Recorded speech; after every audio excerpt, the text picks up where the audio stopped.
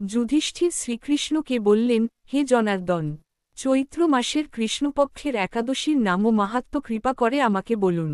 শ্রীকৃষ্ণ বললেন, হে ধর্মরাজ যুধিষ্ঠির, আপনি ধর্মবিষয়ক প্রশ্ন করেছেন।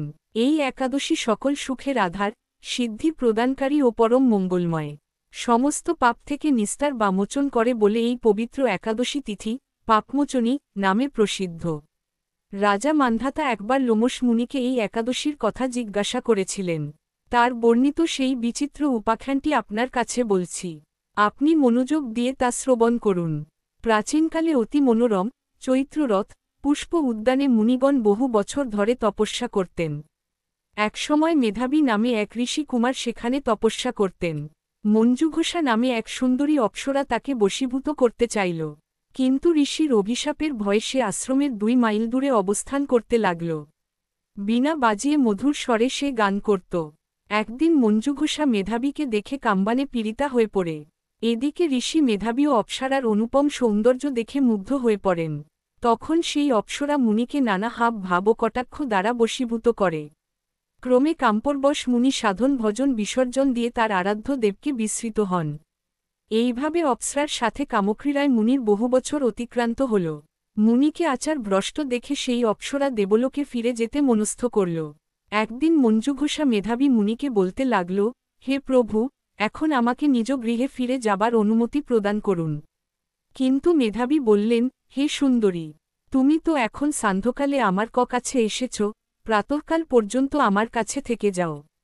মুনির কথা শুনে অভিশাপ ভয়ে সেই অপ্সরা আরও কয়েক বছর তার সাথে বাস করল। এইভাবে বহু বছর 55 বছর 9 মাস 7 দিন অতিবাহিত হল। দীর্ঘকাল অপ্সরার সহবাসে থাকলেও মেধাবীর কাছে তা অর্ধরাত্রি বলে মনে হল।